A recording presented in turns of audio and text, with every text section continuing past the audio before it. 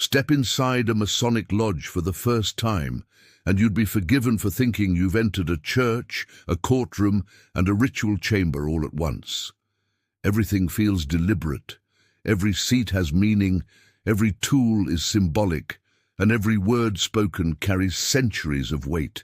This isn't chaos, it's order, the kind of order that was built to last through empires, wars, and revolutions. Before you understand how Freemasons vote or make decisions, you must first understand who holds the power, how it's structured, and why that structure feels less like a club and more like a secret government cloaked in ritual.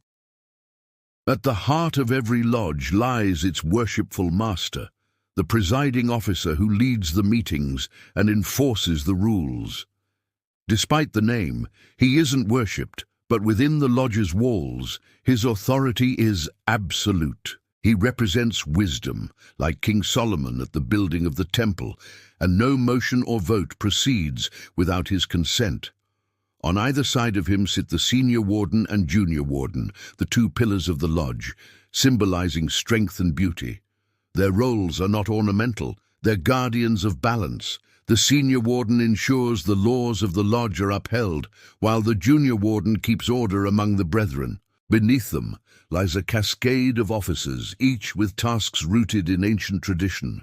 The deacons who carry messages and guide initiates through ceremonies. The stewards who prepare the rituals and offerings. The secretary who records every decision. And the tiler, the gatekeeper, who ensures no one unworthy crosses the threshold. Every lodge functions as a small kingdom bound by law, but that law is symbolic, built on allegory and morality. When the members gather, they were not merely discussing club matters or event schedules. They were reenacting centuries of philosophy about balance, justice, and secrecy. The seats are arranged in precise geometric order, forming a square that represents equality among all men. The worshipful master presides from the east, symbolizing the rising sun and enlightenment. The senior warden governs from the west, representing the setting sun and completion. The junior warden sits in the south, watching over the warmth and energy of the day. Even the room's layout echoes cosmic balance, the universe mirrored in wood, light, and silence. But behind that silence there's a system running like clockwork. Masonic lodges operate with a hierarchy that looks democratic but feels spiritual. Each member, no matter how old or influential, is just one vote. But those votes occur in an environment thick with ritual and reverence. Before any decision is made, the lodge opens with ancient words, an invocation calling upon the great architect of the universe. The room darkens slightly, candles are lit. The master gives 3 knocks with his gavel, signaling that the lodge is now at labor. Only then can business begin. The business of a lodge isn't like a corporate meeting. The topics might range from welcoming new initiates, approving charitable acts, or deciding who among the petitioners will be allowed to join. Every matter, no matter how small, is handled with gravity. The members rise and address the master formally. Motions are made, seconds are offered, and discussions follow, but all within the frame of ritual decorum. No shouting, no chaos, only the ancient rhythm of a fraternity that believes the way decisions are made is just as important as the decisions themselves. Each lodge is a mirror of the larger Masonic world. Just as a single lodge has its master, wardens, and officers, every region has a Grand Lodge that oversees all local lodges. The Grand Lodge sets the laws, ensures consistency in ritual, and governs disputes. Each lodge must report its activities to the Grand Lodge annually, maintaining a record that stretches back generations. It's a system that keeps the craft unified across continents, millions of members around the world, yet all speaking the same symbolic language, following the same ancient motions of governance. The rules that govern these lodges are known as the Constitutions, first written by Reverend James Anderson in 1723. These weren't simple bylaws. They were philosophical codes of conduct, moral frameworks disguised as governance documents. They taught Masons that freedom and equality within the lodge were sacred, but also that secrecy was essential. Votes, debates, and elections weren't merely administrative, they were spiritual exercises, reflections of divine order. To be part of that process wasn't just to participate in democracy. It was to take part in something timeless, something holy in its structure. Even the smallest details reinforce that sacred order. When a Mason speaks, he removes his hat and addresses the master with respect. When he wishes to move a motion, he stands on specific points of the lodge floor, marked by symbols only Masons understand. The way he speaks, the gestures he uses, even the direction he faces, every act is bound by tradition. This choreography of respect transforms ordinary meetings into ceremonies of order and unity. The beauty of the Masonic system lies in its balance between equality and hierarchy. Every Mason, from the youngest entered apprentice to the most seasoned master, has the same right to voice his opinion and cast his vote. Yet those votes unfold within a system that demands discipline, patience, and moral reflection. In theory, it's democratic. In practice, it's ceremonial democracy, where symbolism holds as much weight as logic. The act of raising one hand to vote is not just an expression of will, it is an affirmation of brotherhood. What's fascinating is that this structure has survived almost unchanged for centuries. While nations have risen and fallen, the Masonic Lodge has kept its balance through ritual. It's not because of blind loyalty or control, but because every Mason is taught that order is sacred. A lodge that falls into chaos dishonors the craft. One that keeps balance becomes an image of the universe in harmony. This belief makes their meetings feel otherworldly, half political, half spiritual, like witnessing democracy inside a temple. As the gavel strikes and the candles flicker, the master's voice breaks the quiet once more. The brethren respond in unison. Minutes are read, motions are passed, and the lodge moves like a living machine, guided by symbols older than most countries. Nothing in a Masonic meeting is random. Every word, every gesture, every vote echoes the idea that order itself is a form of enlightenment. And by the time the gavel falls for the last time, closing the lodge, the members know they've participated not just in governance, but in a ritual of balance, secrecy, and timeless order. When a Freemason lodge gathers to make a decision, the atmosphere shifts from discussion to something far more ritualistic. This isn't tea-like voting in a public hall or filling out a ballot in a civic election. It's older, quieter, and charged with symbolism. Freemasons believe that decisions should be guided by moral light, not personal desire. Every vote is wrapped in ritual, secrecy, and the weight of ancient customs that make it feel less like a choice and more like a sacred judgment. The meeting begins the same way it always has for centuries. The worshipful master sits at his pedestal in the east, representing wisdom and the dawn of enlightenment. Before any vote takes place, the lodge must be properly at labor. Candles flicker, symbols shine faintly under the soft light, and the brethren stand in silence as prayers and invocations are spoken. It's a ceremony that transforms the room from a simple hall into sacred space. Only when the master declares the lodge open can any business proceed. This alone reminds every Mason that what they are about to do isn't ordinary. It is part of something bigger than themselves. When it comes to decision-making, the lodge practices what's known as the ballot of the black and white balls. This method, older than many modern governments, ensures that every vote remains secret. When a candidate petitions to join the lodge, or when a major decision must be made, the members vote using small white and black balls or cubes placed into a closed ballot box. A white ball signifies acceptance, harmony, and light. A black ball represents rejection, secrecy, and caution. One black ball can often stop an initiation or a proposal from proceeding. That's how powerful the ritual is. But the act of casting the vote isn't mechanical, it's symbolic.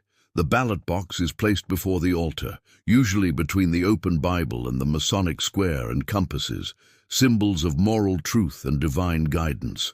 Each brother approaches one by one, silently, under the watchful eyes of the officers. He bows, gives a sign of respect, and places his ball into the box. No words are spoken. The silence is deliberate. Every man is expected to consult his conscience, to ask himself whether his decision aligns with truth and brotherly love.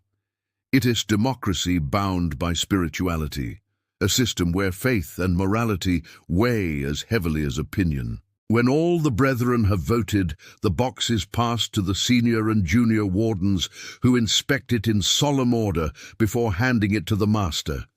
He opens it and reveals the results, not in numbers, but in verdict. If all are white, the decision passes. If even one black ball is found, the motion fails. The moment is heavy. You can feel the entire lodge hold its breath as the master turns the box over in his hands. The light of the candles flickers on the polished wood, and for a few seconds the air feels ancient, like every Mason who ever voted before is present in that silence. It's not just about secrecy, it's about purity of decision. The black ball doesn't just symbolize dissent, it represents protection. Freemasons guard the sanctity of their brotherhood fiercely. A single member with ill intent, greed, or insincerity could disrupt the moral harmony of the lodge. So that one black ball isn't a punishment, it's a shield. The lodge would rather remain incomplete than accept someone who doesn't embody the principles of truth and virtue.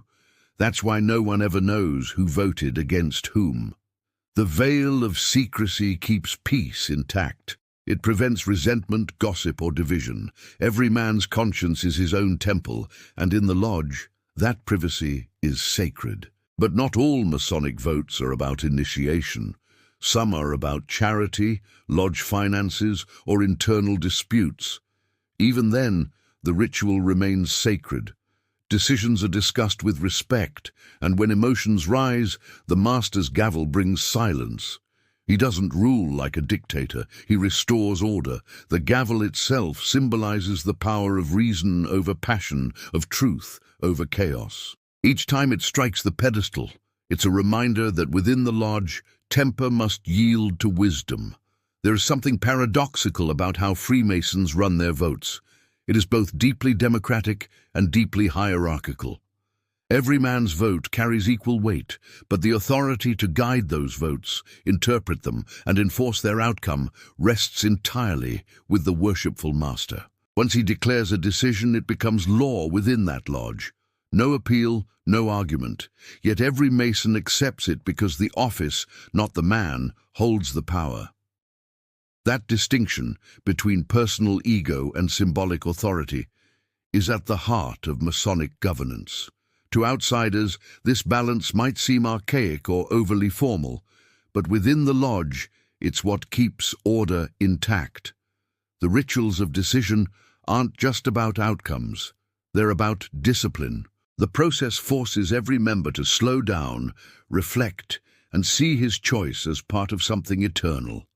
That's why a Masonic vote can feel almost supernatural. The slow rhythm, the sacred silence, the whispered prayers before the box is opened.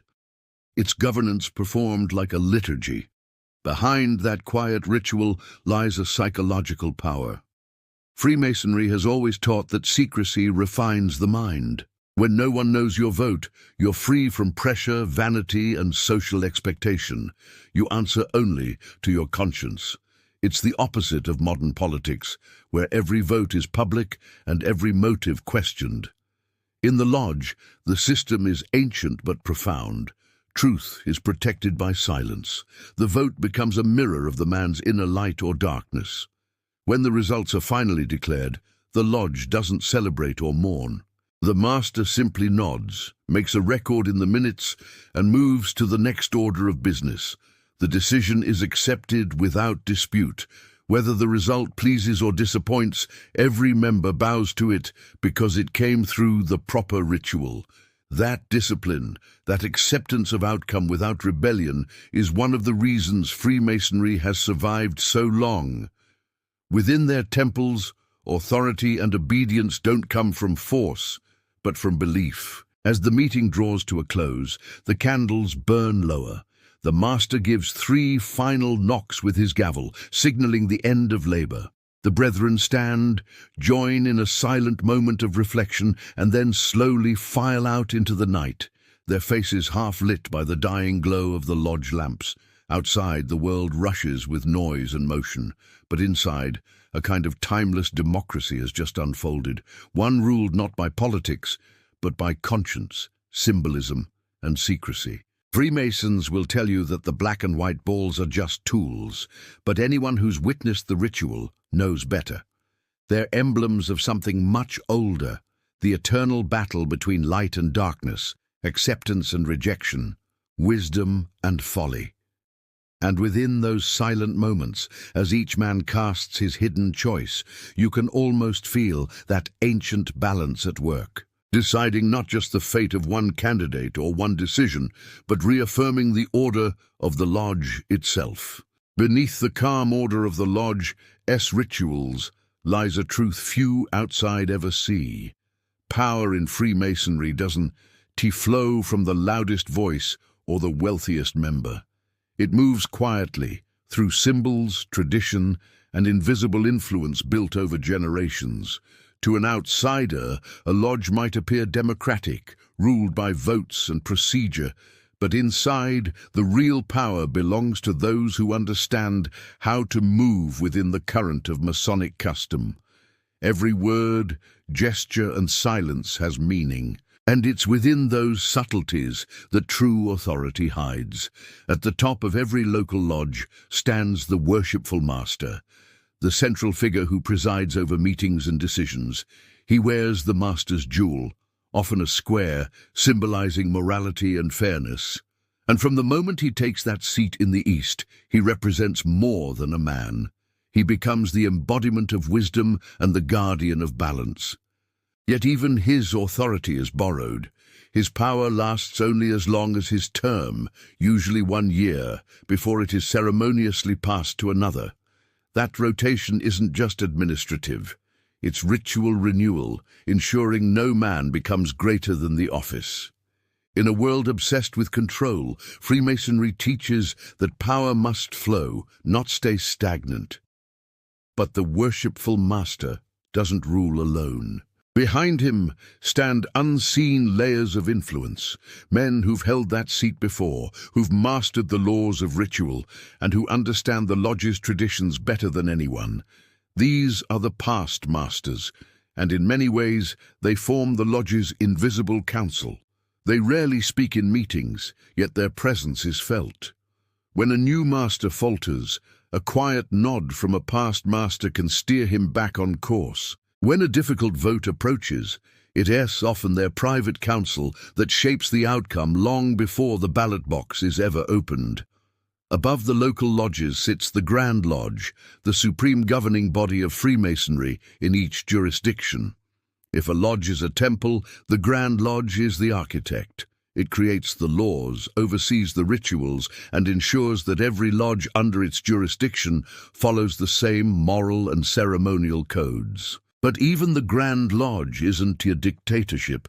It is a collection of masters and delegates from across the region, all voting and debating in assemblies that feel more like sacred councils than political meetings. Still, among them are always a few men whose influence radiates quietly, Grand Masters, Grand Secretaries, and long-serving officers who've shaped the craft for decades. They're the unseen architects of Masonic continuity, ensuring the traditions survive every century's turbulence. What makes Masonic power different is that it isn't loud or visible. It's subtle, symbolic, and deeply moral. The power of a Mason isn't measured by how much he commands, but by how well he embodies the principles of the craft: brotherly love, relief, and truth. Within that moral framework, authority becomes sacred trust. A master who abuses his position or acts without fairness risks spiritual condemnation from his brethren, not through punishment, but through silence. Within the lodge, silence is both judgment and exile. No one raises their voice, but everyone remembers. This quiet system of accountability gives the lodge its strange, enduring strength. It's not built on fear, but on moral equilibrium. Even the way officers are chosen reinforces that balance. The path to the east, the seat of the worshipful master, is long and deliberate. A man begins as a steward or deacon, learning the basics of ritual, symbolism, and duty. Each year, he rises one step higher, elected by his brethren based on merit and conduct. By the time he reaches the chair of the master, he's spent years studying the ancient laws of Masonry, learning not just leadership, but restraint. That slow progression filters ambition, molding pride into purpose. But within this sacred hierarchy, whispers of deeper influence have always existed. There are those who say certain lodges, especially the older ones in Europe and America, hold traditions that go beyond the official rituals. Private councils of senior members who meet outside regular gatherings to guide long-term decisions. To most Masons, these are legends, half-truths passed down in stories, yet history hints otherwise.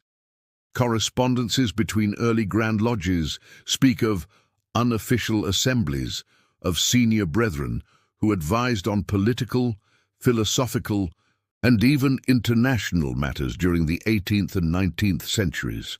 Whether those circles still exist today is a question shrouded in the same secrecy that defines the craft itself. Inside the lodge, though, influence is rarely forced. It moves through respect. When a man earns trust by wisdom, humility, and consistency, others listen when he speaks. A single sentence from such a brother can shift the mood of an entire meeting. That is why the greatest Masons are often quiet ones, men who understand that silence can command more attention than noise. True power in Freemasonry doesn't demand obedience. It invites reflection. Even the Grand Lodges function on that principle. The Grand Master, elected by representatives from every lodge, serves as the symbolic head of the craft for a set term. He can issue decrees, interpret laws, and represent the fraternity publicly, but he, too, is bound by the same moral geometry that governs every Mason. When he takes office, he swears an oath not to rule as a king, but to guard the light of Masonry and ensure its flame is never corrupted by ego or ambition. His greatest power isn't authority. It's the responsibility to preserve harmony. The deeper one looks, the clearer it becomes that Freemasonry runs on dualities: power and humility, authority and obedience, tradition and freedom. The entire system thrives because it keeps those opposites in balance. If a master grows arrogant, he's reminded that he serves the lodge, not himself. If a member becomes defiant, he's reminded that equality requires respect.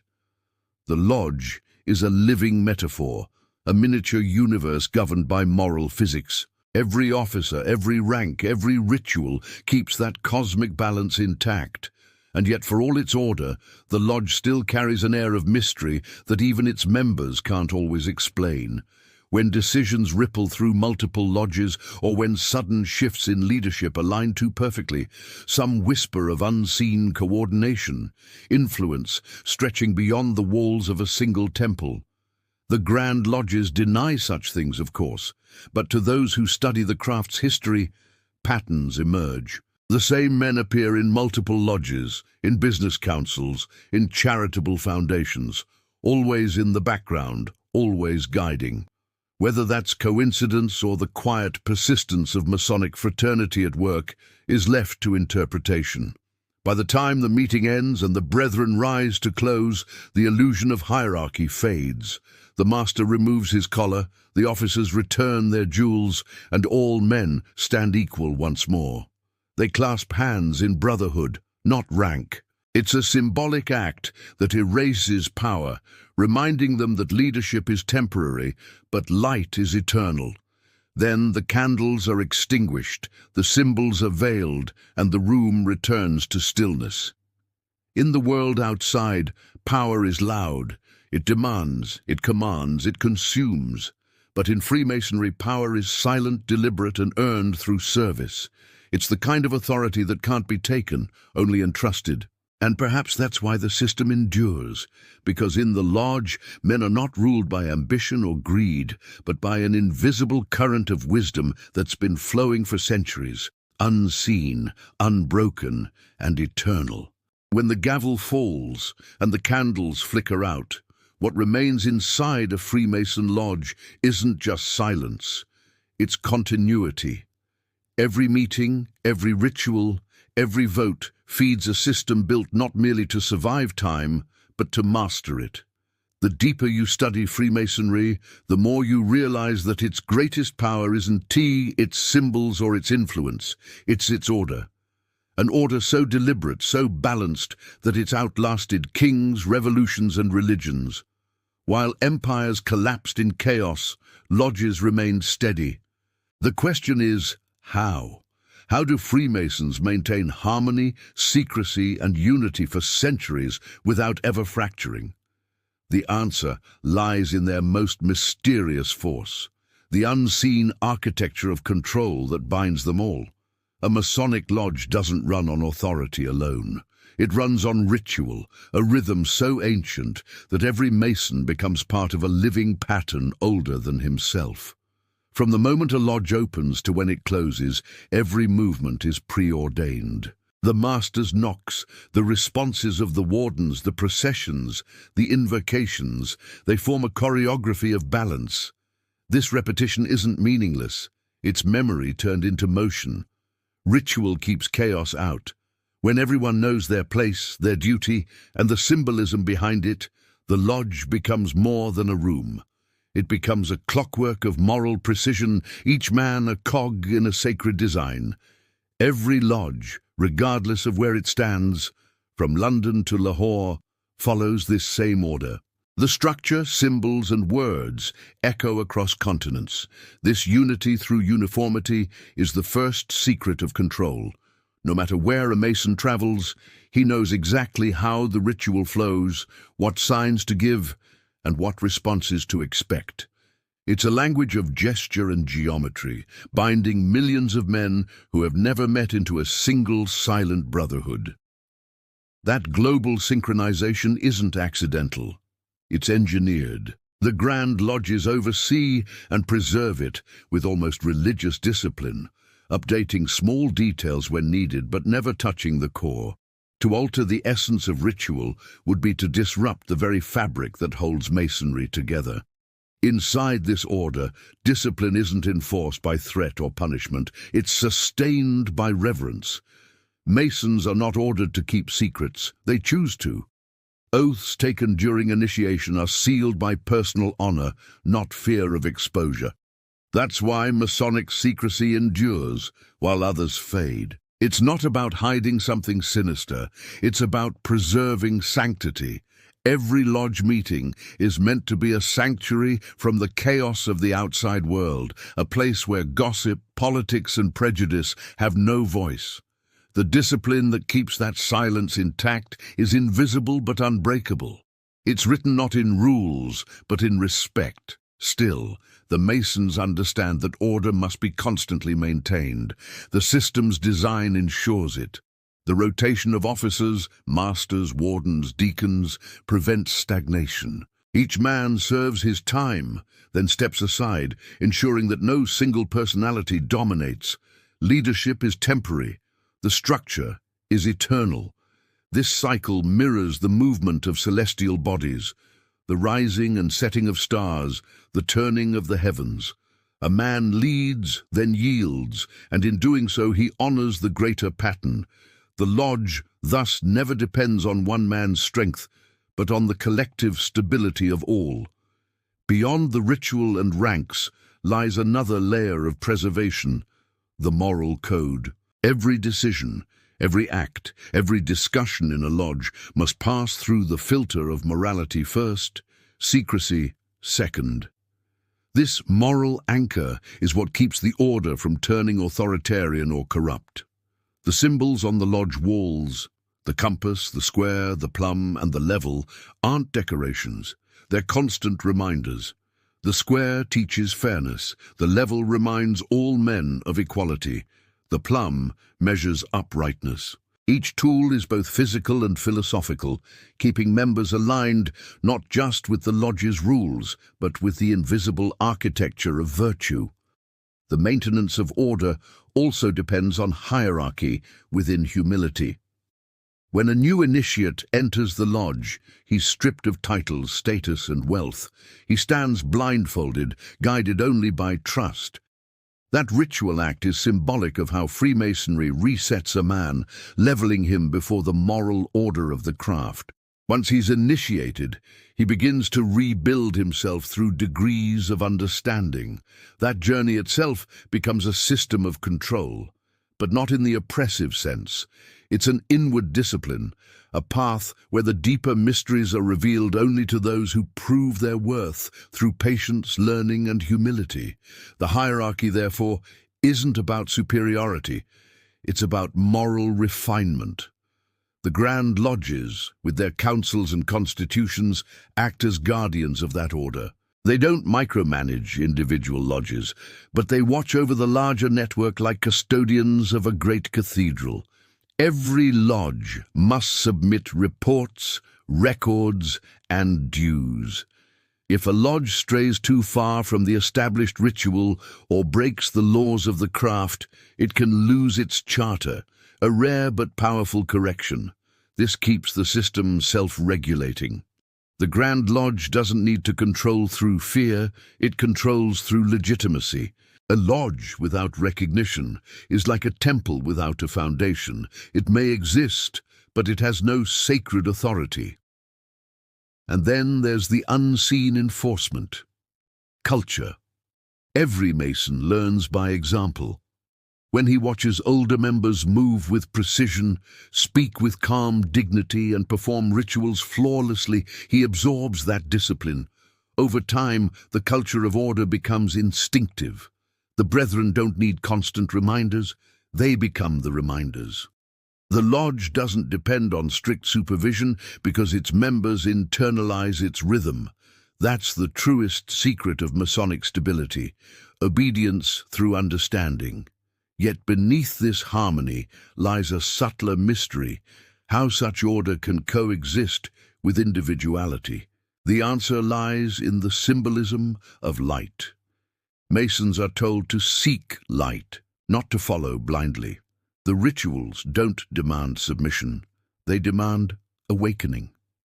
A Mason is expected to think, question, and grow, but always within the boundaries of respect. It's freedom within form, a paradox that keeps chaos and tyranny equally at bay. The Lodge teaches that true order doesn't suppress thought, it refines it. Even the secrecy, often criticized by outsiders, is part of that refinement. Secrets are not hoarded for power, they are guarded to preserve meaning. When knowledge is hidden, it forces the seeker to work for it, to earn it through discipline and sincerity. That process creates value. The deeper a Mason goes into the rituals, the more he realizes that the real secret isn't a password or a handshake. It is the way the order itself shapes him. The structure is the mystery. The act of keeping the secret is the lesson. As centuries pass, the outside world changes beyond recognition, but the lodge remains nearly identical to the one that met hundreds of years ago. The tools, the oaths, the prayers, all preserved. It's this constancy that gives Freemasonry its strange timelessness. Where modern institutions crumble under their own reforms, the Masonic system endures because it understands something few others do. That perfection isn't achieved through change, but through careful preservation of balance. When the final gavel strike closes the lodge and the brethren depart into the night, they carry that balance with them.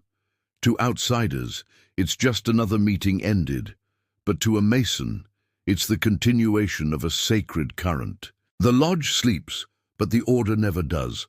It hums quietly through generations, sustained by discipline, secrecy, and faith in the eternal geometry of order.